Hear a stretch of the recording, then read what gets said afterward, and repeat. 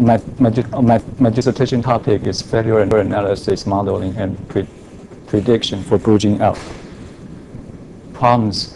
We're thinking about a huge application running days and months, taking thousands of computing nodes.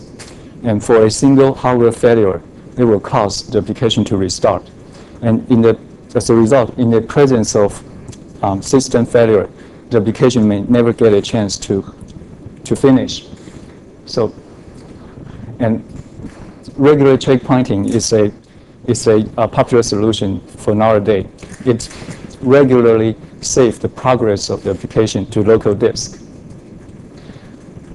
It is clearly that the regular checkpointing is not sufficient for the solution, because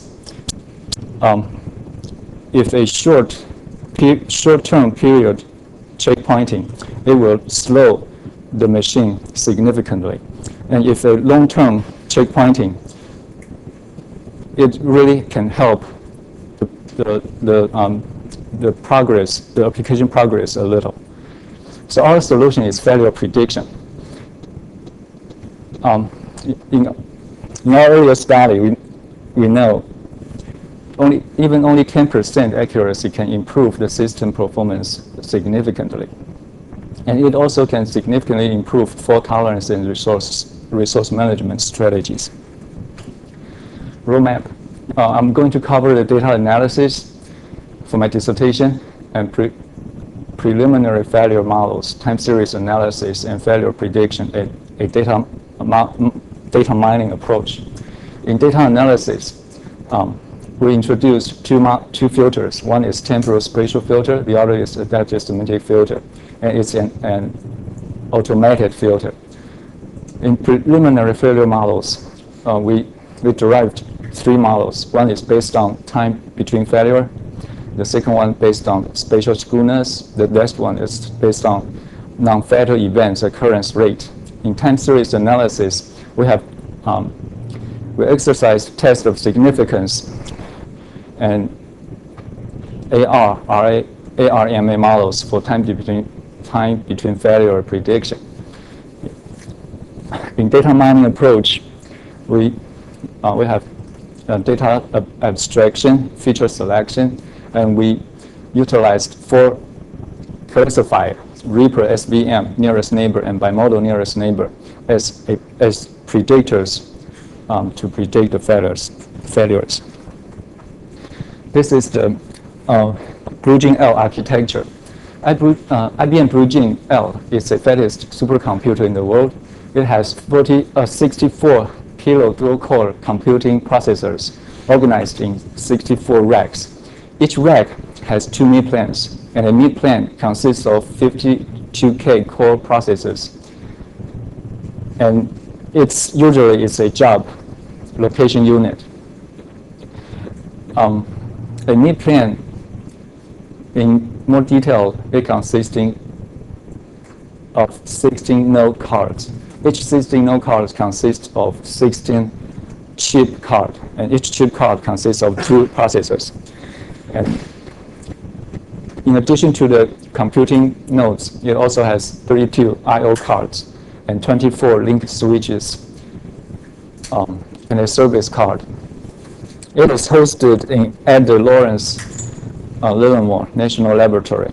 It running applications such as hydrodynamics, quantum chemistry, molecular dynamics, and climate modeling. I'm going to skip this. That's the address convention. So we obtain the RIS event log from LLNL, and that's based on the event log to our study. The study was based on the event logs. So the event logs is important for me to introduce it at the beginning.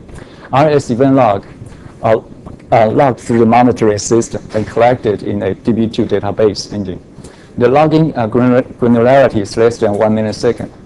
The the log contains almost 1.8 million entries collected in 142 days. Some important attributes of the events, including facility, that's where the event is flagged. The next one is severity. It can be info, warning, severe, error, failure, and fatal, increasing order of severity. And event time, job ID, denotes the job that detects or experiences the event. And location, the last one is location. It's specified which rack, mid-plan, no car, service car, link car, or chip experienced the error.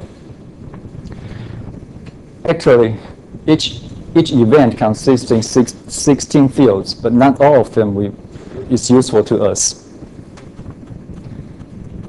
Entry data, let's find entry data. Entry data is the event description. We use it as a adaptive semantic filter to filter our events.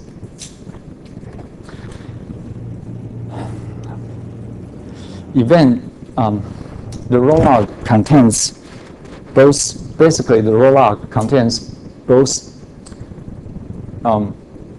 temporal redundancy and spatial redundancy. Because the logging period is short, so the error will repeatedly logged by the monitoring system, and both critical and non-critical events will get recorded, and some events recorded in multiple ways at a node. Also, some events detected and recorded in different ways across multiple nodes. That's the temporal redundancy we're talking about. Right. Spatial temporal filter. This work with the title of Filtering Failure Logs for BlueGene L Prototype is published in DSM 05, 2005. I'm going to skip this. This is the event log we're dealing with. It is a portion of the events from an event cluster, from a single location. We can see that all of the events is dumped out by the monitoring system in a few seconds, and the original event cluster it's covered less than 30 seconds. Comes out within less than 30 seconds. I'm going to see this. These figures and diagrams only justified our filtering mechanism. I'm going to directly into the flowchart of the mechanism. Rollout comes in. Data preprocessing. The main purpose of data processing has three folds. The first one, it's put the events in strict time order, because the events pulled out from the database is not in time order. We need to do filtering and data analysis. We need the events in time order. Second, the events is broken. We need to put the broken events back to their original order. And third, we want to extract the attributes we want and ignore the attributes. It's not very useful to us. Next step is to categorizing events. We categorize the fatal. All right. After the data preprocessing, the next step is extract the fatal events. The next step is categorize the events. We categorize the fatal events into 6 categories. The first is memory-related failure. The second one is network-related error. The third one is IO-related error. And no car, service car, and link car. That's 6 in total. And when new events coming in, it's not falling into the rules we set in the program. We call it unknown events. If unknown events occur, then we need to manually group the unknown events into a program. So we run the program again to categorize the events until no new events. And next step is doing the temporal filtering at each location. Now, we need to test out what's the better threshold for this temporal filtering. We find it's 20 minutes. It's a threshold that can efficiently compress an event cluster. Next step is we need to sort the events from different locations in time sequence again. Because we're filtering this, we're temporal filtering by location. And next, we want to do spatial filtering. We need to put, before we do the spatial filtering, we need to put the events in order again. And next, we need to find out what's the better threshold for the spatial filtering. And our answer is 20 minutes. We try a lot of different thresholds and then inspecting the results. And then finally, we have the results. You can see we have a lot of manual work and very hard and a bunch of hard work related in this task. Next, adaptive semantic filter. This work with the title of an adaptive semantic filter for BlueGene L failure log analysis is published in SMTPS 2007. Right. This is the algorithm. The raw logs comes in the same doing data preprocessing. The next one, building keywords dictionary. And keywords dictionary extraction rule, okay. If this is not okay, we need to add or adjust rules until we find it's very satisfied. This is the rule we're talking about. This is the rule we finalized. First one, the first rule is excluding punctuation marks. The second, considering lowercase letter and uppercase letter the same. Considering plural and singular noun the same. Ignoring tense. Ignoring number, including hex, octet, binary decimal numbers. Ignoring articles. Ignoring prepositions. Replace month or weekday by keyword date. And we collect 667 words from almost 1.8 million entry data. And then the entry data is replaced by entry data keywords. During correlation calculation, entry data keywords are replaced by keyword ID. Okay, let's go back to the flowchart. So that's the rule. And then after we have our dictionary, keyword dictionary, we select correlation coefficients and time windows. Results okay. If not okay, adjust, add more correlation coefficient pair and time window pairs. And this is the correlation coefficients. This is the correlation coefficients, and this is the time window. The correlation applied. About the nature of the jobs, right? Second, please. You have no information about the nature of the jobs. Nature of the jobs. The nature of the job is to do the data analysis. Before do the data analysis, we do the filtering. Jobs running on the machine. Huh? What's running on the machine? No. You don't know what they're doing at all. No, we don't have job log. We only get the RIS event log. And the RIS event log stands for R reliability, serviceability, and availability. Thanks. 20 minutes time window, we apply 0.8 minimum correlation to neglect events. Keep in mind, we try to filter out the alike and keep the different.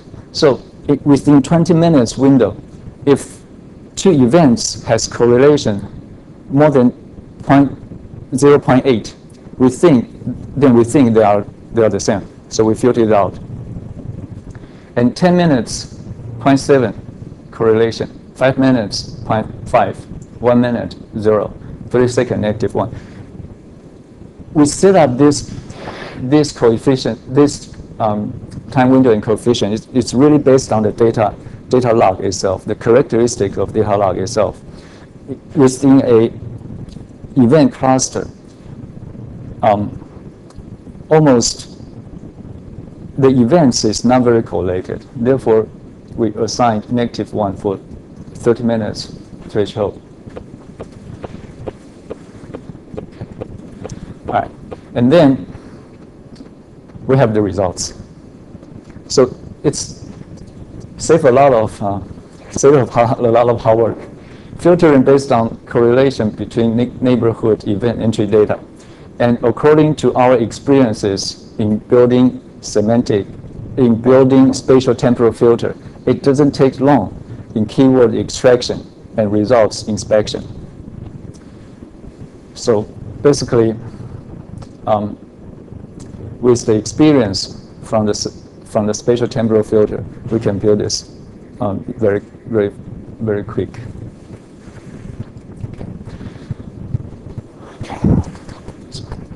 All right, that's the correlation coefficients formula we used. Each entry data is replaced by an array with the index.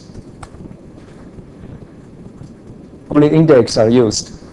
The array never used in the code, actually, for efficient calculation.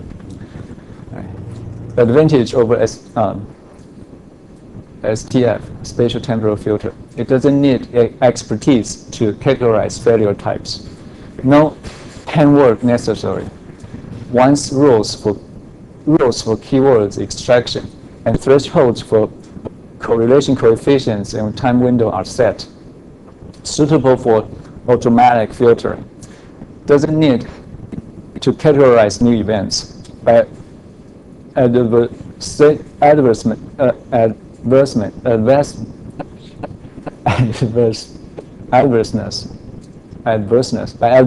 of event correlation. New events are insulated and collected. New keywords are added to the keyword dictionary automatically because we have this rule set. Keyword dictionary and correlation between entry data replace the tedious manual work in spatial temporal filter. Results comparing. Advantages over STF. Adaptive semantic filter can efficiently filter out semantically correlated records whose description do not exactly match each other. Spatial temporal filter looks for the same entry data at spatial filtering. Adaptive semantic filter can prevent non-correlated events from being filtered out. And semantic and spatial temporal filter blindly filter out events at the same location within a threshold. Disadvantage of the adaptive semantic filter. Adaptive semantic filter may filter out unique events that occur within certain minutes, 30 seconds from each other. Just so I understand. Yes. You're trying to predict, based on previous data, the existence or the occurrence of a failure, hardware failure or something in the future, right? So how, you have to tell me sort of how accurate, right, that's later. How accurate are you doing right now? Right now? Yeah, I mean, well, on slide 30 or so. Okay, it's in data analysis process, and we haven't get to that part yet. Right? So I mean, again, this is completely a subject that's very different for me. So what are we doing with the data analysis? All right, that's what I'm trying to understand. We try to Why find don't we out. just go right and try to do prediction? We try to nail down the problem. We try to nail down the failure, the system failure, and then we can do some prediction because we need to analyze the data first. So you're finding the failures. Yes, we're finding the failures. We're finding the failures now. We do filtering. And so you applied this filtering on the entire log that you had, the 1,500,000 data points that you had, right? With adaptive semantic filter, yes. Yes. So you took the entire log and you filtered it and you reduced it by doing the different code type filter. Right. With this adaptive semantic, that can do it. But with the spatial-temporal filter, it cannot do the whole log, because we only do fatal events for the spatial-temporal filter. So basically, your objective is trying to reduce the Redundancy, yes. to correspond to one specific event. Right. And That's what it means. right. And we don't want to over-filter, and we don't want to under-filter. That's the spatial codes coming from. So now the prediction. Right. That's the preliminary failure prediction models. With the title of BlueGene L Failure Analysis and Prediction Model, this work is published in DSN 06, 2006. I'm going to Go back. screen through. So what is, I just want to know what the space part of spatial temporal. So what is the y-axis? I understand time. So y-axis is mid-plane ID, that's some location on, all right, got it. All right, you can go for it. Right. Okay. That's network failures. That's I/O failures, and I think I'd better change the display mode. You're doing fine. You're doing Meaning, significance level equals to 0.05. Between any two neighborhood sequences, 95% correlations are bigger than their critical value or less than their negative critical value. That's two-tailed testing. Our alternative hypothesis is R equals to 0, which means two neighborhood sample sequences are uncorrelated. 77 hours observation period, one sample per hour. We have 43 sample sequences. 43 sample sequences and 42 correlations. Significance level equals to 0.05 from and degree of freedom equals to 7.5. That is from n 77 minus 2, a degree of freedom. And from a statistic table, we can get the critical value of correlation is equals to 0.2242. Yeah, that's fine. You don't need to go through all the numbers. All right. For the 90-hour observation period, the critical value of correlation is 0.66. And we can find, we expect 95% correlation exceeding the bounds, but actually it's only 7%. So as a result, we reject the null hypothesis. And that's for the 90-hour observation, 10 hours per sample.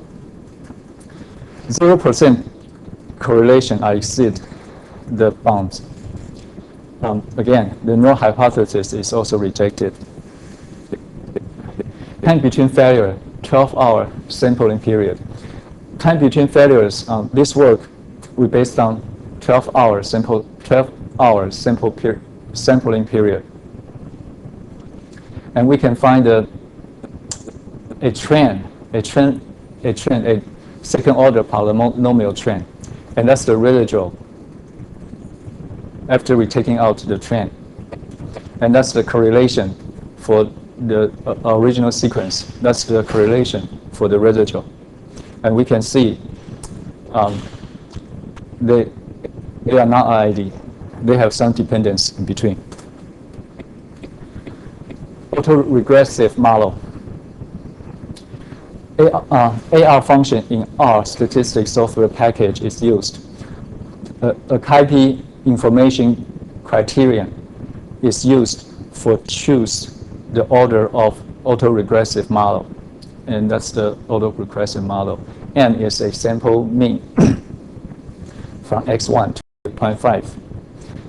So you can assume they are the hits. We have 86 hits.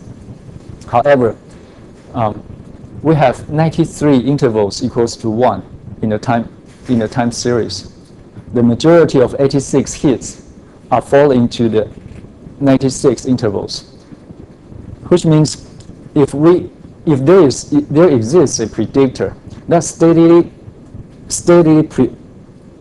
predict 1, it will at least has 93 hits. Out of how many?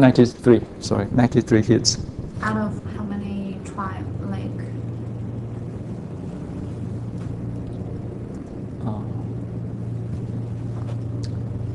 Okay.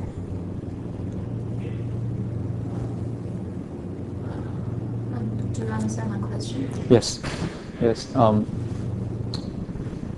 I think it is from 5, the fifth one, to 158 or something.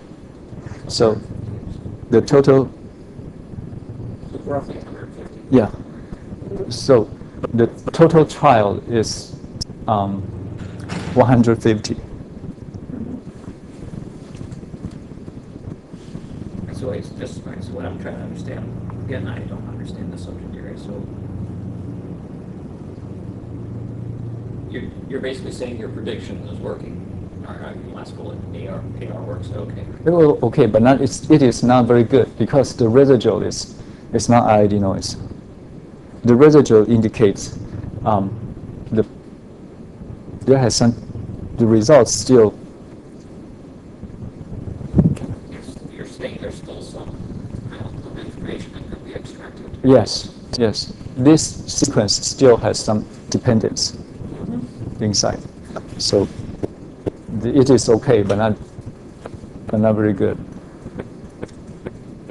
Autoregressive moving average model. ARMM function in R statistic software package is used. To say it works, if you're comparing it against the same data.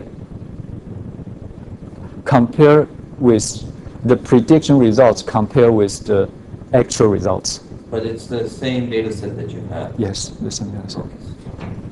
So what was the model order you used in the previous one? AR. It was AR, but what model order? You used AIC to estimate Right, the model order. right. We use AIC But to determine the order. so what's P over here in AR? P, Yeah. that's the order. Right? Right. What number did you find? It's dynamically changed. All right. Oh, all right. So it changes as you go along. Right. But now go ahead and go on to your next slide. Right. Slide AR. Okay. ARMA. So the order PQ, we need to determine first. To ARMA, the order, we need to determine first. The way we determine since we try to find an optimal results, so I put the whole sequence to the ARMA simulator, and I found out PQ equal to 4, 1. The previous one. So in AR, roughly, what was the model order? You tell me it changes, but are we talking 100 or are we talking 4? No, we're talking like 4, 5 degree. Okay. Yeah. All right.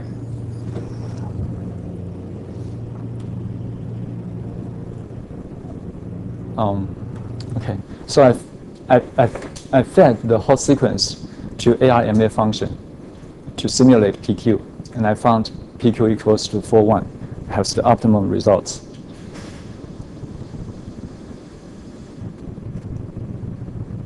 Okay.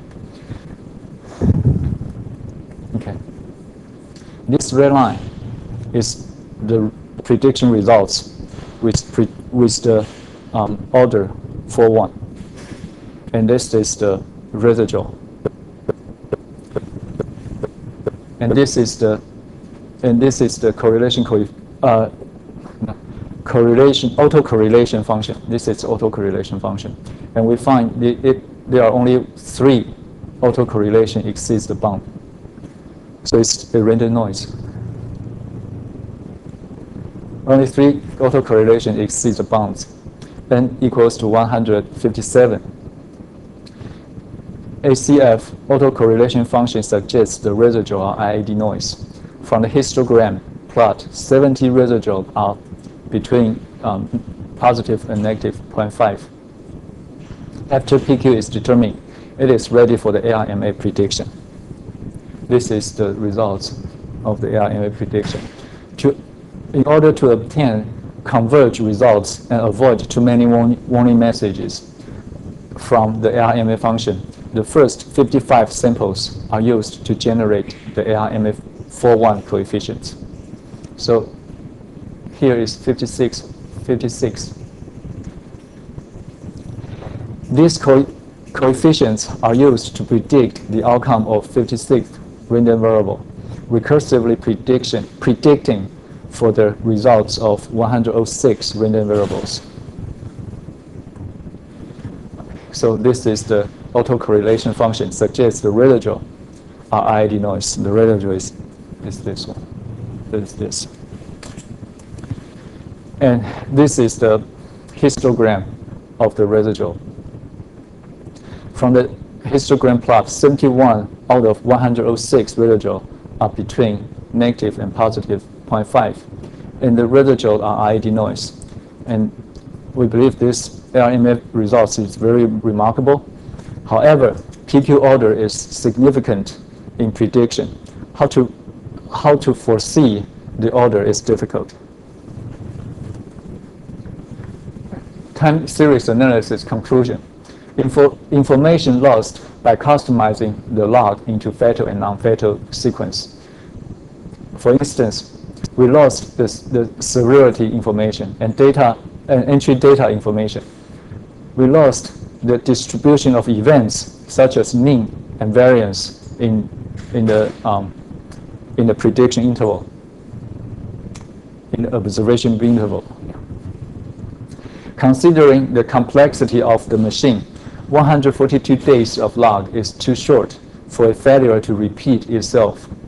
And August the 2nd, 2005 is the beginning of the log. It is also the birthday of BlueGene L.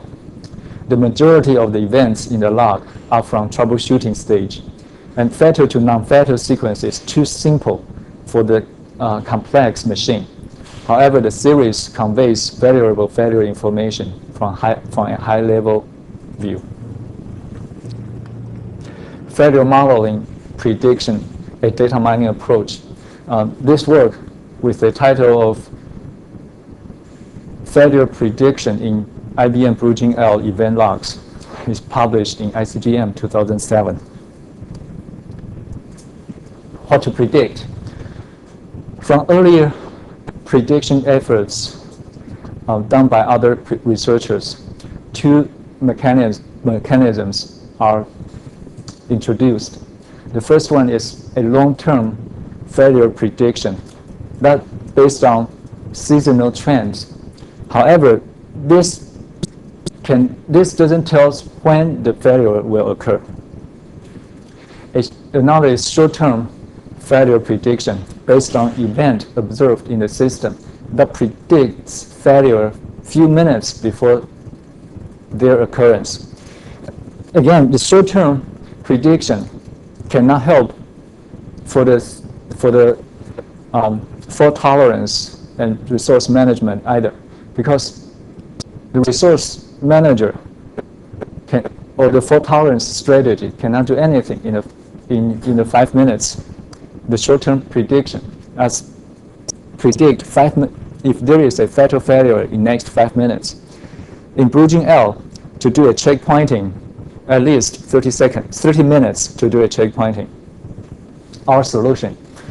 In order to provide a practical use in fault tolerance and resource management, we breaking the time into fixed interval or windows and to predict whether there will be a failure in each window. What is the better choice for the next question will be, what is the better choice for the length of the time window? It truly depends on failure pattern in the logs. However, in general, we choose 1 hour, 4 hours, 6 hours, and 12 hours. How to predict? prediction we established two windows. First is prediction window. The other is observation window. Observation window is a multiple times of prediction window. From events occurred in the observation window, we try to capture or predict a failure event in the prediction window. Feature selection. What is the information in the observation window we want to capture and use them to make a prediction on the prediction window? And we use 4 classifiers from data mining as predictors. The first one is RIPPER. It is a rule-based classifier. SVM, the next one, SVM, is a hyperplane-based classifier. The next one is traditional nearest neighbor, a similarity-based classifier. Bi-Modal Nearest Neighbor is a customized nearest neighbor. Basically, in data mining book, nearest neighbor covered only 1 page or 2 pages. It's a concept. It says, it better explained by an example. It says, if an animal looks like a dog, barking like a dog, walking like a dog, playing like a dog, then it must be a dog. That's what nearest neighbor address, basically. Strategy. RIPPER. We have training data and testing data. SVM, the same, training data, testing data. And for nearest neighbor, we have anchor data, training data, and testing data. Right. Feature selection, data abstraction. We have prediction window, and the interval is the size of prediction window. Observation window, it's variable. In this case, we choose is 4 times of the prediction window. The first set of features consists of 6 features. That's event counts in the interval at all 6 severity level. The next group is event counts accumulated over the observation window.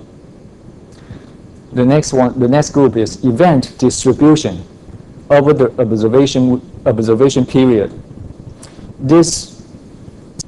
This group of features equals to 6. That stands for the 6 severities times the observation window size divided by the sample window size plus 2. 2 means mean and variance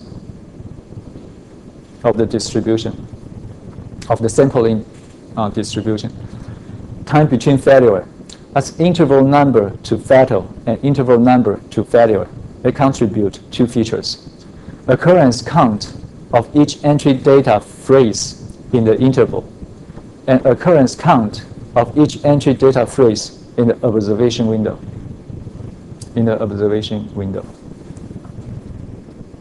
This is the formula.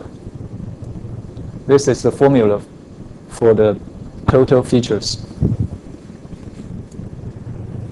Metrics for performance evaluation. We use this as metrics for performance evaluation. Precision. Recall an F major. What precision is the number of hits divided by the total number of fatal prediction of the fatal predicted. Reading in formula, it will be predict fatal and actually the count of predict fatal and actual fatal divided by the counts of predict fatal, actually fatal, plus the count of predict fatal, actually non-fatal. Recall. It is the number of hits divided by the total number of actual fatal events. Written in formula, it will be predict fatal and actual fatal divided by predict fatal, actual fatal, plus predict non-fatal, but actually it's fatal. F major, that's 2 times recall times precision divided by recall plus precision. And precision recall and F major are actually used to describe prediction accuracy. we're talking about this slide. We have a high-level view for RIPPER Predictor. This is the rules generated by the RIPPER and from training data. This says the label is fatal.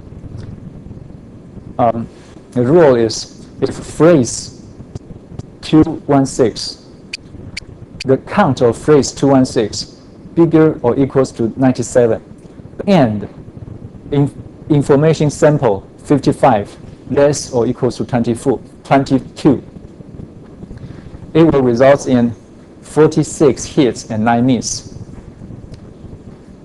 And this rule will result in 37 hits and 20 misses. And this is 12 hits, 6 misses.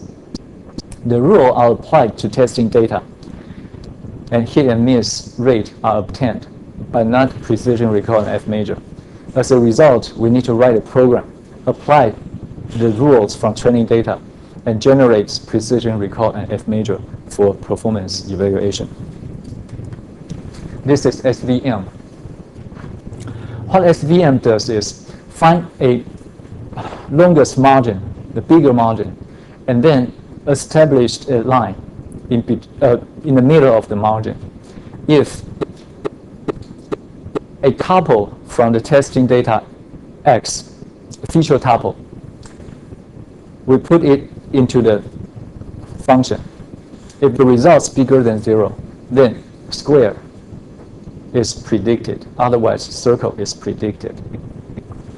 For non-linearly separable classes, function phi translate X vector into a higher dimensional space where the two classes are linearly separable. So when you say circle and square, this is those square, dots are this circle. circles and squares. Okay, got it. Yeah. Okay, nearest neighbor algorithm. We developed this algorithm and exercise it. Similarity is measured by Euclidean distance. We use Euclidean distance as a measure to the similarity. Euclidean distance, okay. From anchor data, we have anchored, as we said earlier, we have anchor data, training data, and testing data. From anchor data, we collect feature tuples from observation window that leading to failure events in prediction window. From training data, we obtain the critical distance that better separate the fatal class from non-fatal class. This diagram depicts an example of how we calculate distance from the distance of a tuple from training data and a group of tuples in anchor data. And we obtain the shortest distance. Apply the critical distance to predict failure events in testing data. This is the distance map. Ideally, the nearest distance between a fatal feature tuple in the training data and the fatal feature tuples in anchor data should be very short. And a non-fatal feature tuple in training data, the distance between the non-fatal feature tuples in training data and the fatal tuples in anchor data should be long. However, this not happen to the BlueGene event log. We have the distance of fatal and non-fatal classes are mingled together. Some non-fatal feature tuple and some fatal feature tuple are alike. Clearly, a simple lower bound D1 distance threshold is not enough to separate the two classes. As a result, we introducing upper bound D2 together with the lower bound D1 that better separate the two classes. This leads to our bimodal, customized bimodal nearest neighbor prediction rule. If a distance from testing data is less than D1 or the distance bigger than D2, then we predict it fatal.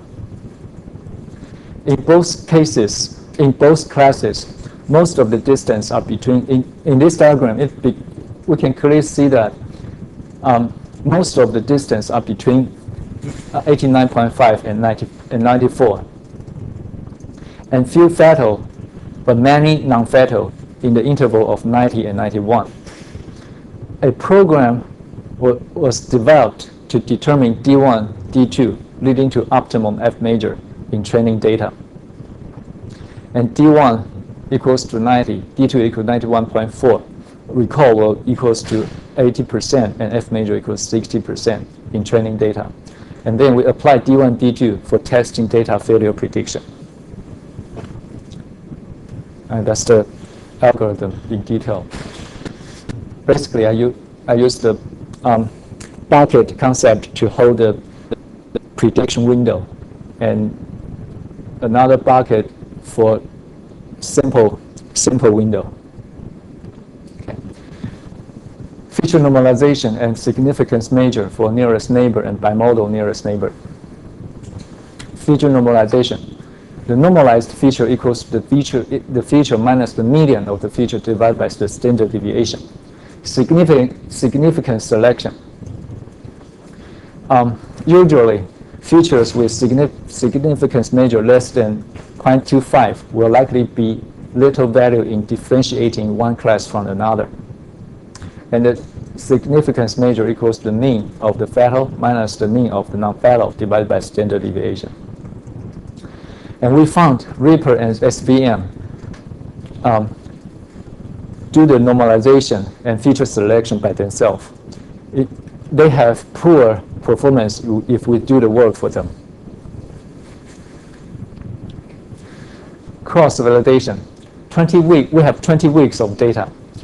Choose any 6 continuous weeks from the 20 weeks.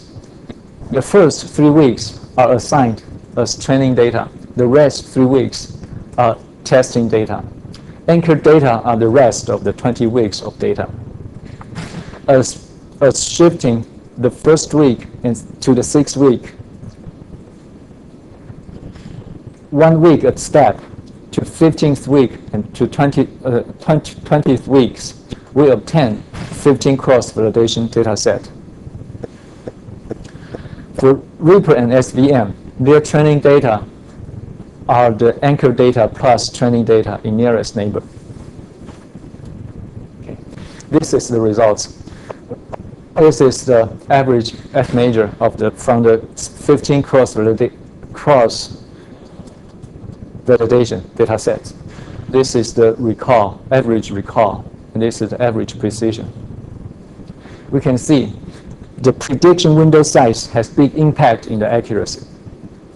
12 hour has better prediction accuracy, and 1 hour has poor prediction accuracy. However, our bimodal nearest neighbor in this case still has 20% accuracy. All right, what makes it like this?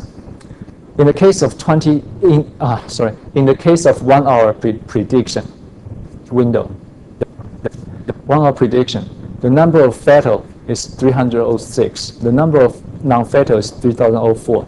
So the algorithm try to predict the 306 fatal intervals from 3,310 total intervals. That typically this is a rare class prediction, and our nearest neighbors still have 20% accuracy. Also, the average recall is better than average precision. This is critical in our prediction because missing a failure has more significant outcome than over prediction. We rather over predict, and we don't want to lose a failure.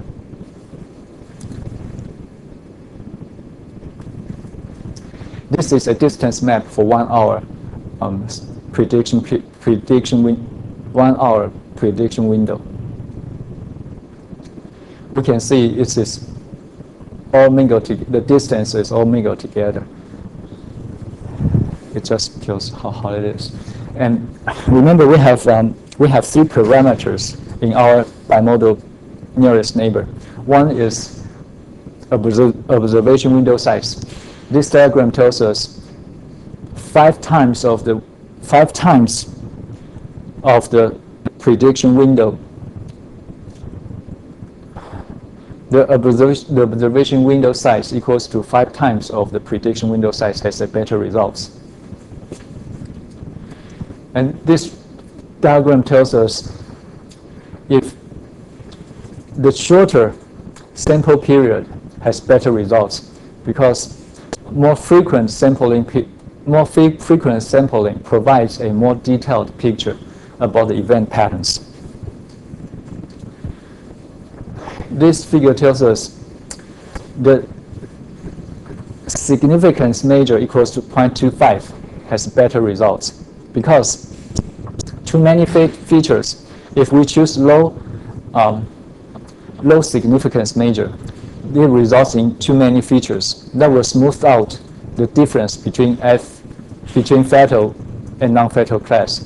If we increase the significance measure, it will decrease the number of features we use, and too few features provides little information to separate the fatal class from non-fatal class. Which nearest neighbor to use? This diagram tells us, particularly to the BlueGene L RS event log, doesn't matter which nearest neighbor to use, the results should be the same. Voting in Bi-Modal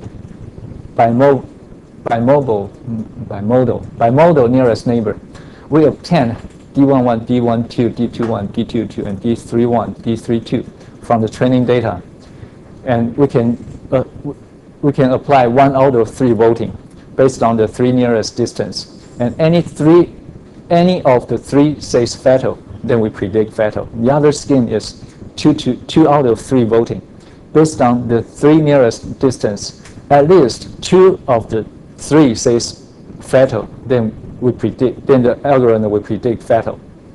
These 2 voting algorithm, it will boost the accuracy from 60 range to 70 range of F major.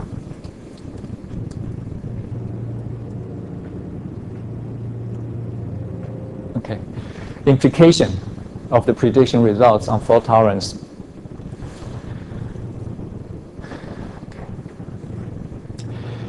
A prediction window from 12 hours to 6 hours balance the prediction accuracy above 50%, and prediction utility the best. Jobs on BlueGene L runs for days or months. Checkpointing a job on the system takes 30 minutes. And checkpointing takes place immediately when a failure is predicted in the next 6 hours. For instance, a high recall value has more help than high precision value. Even if overpredict based on the amount of importance of the work completed since last checkpointing, the system can still determine whether a checkpointing is necessary. Related work for failure analysis. And this related work for prediction models. That's fine. Okay, too fast? That's fine. Related work for failure prediction. Journal paper we submitted, and the conference paper we published. That's all.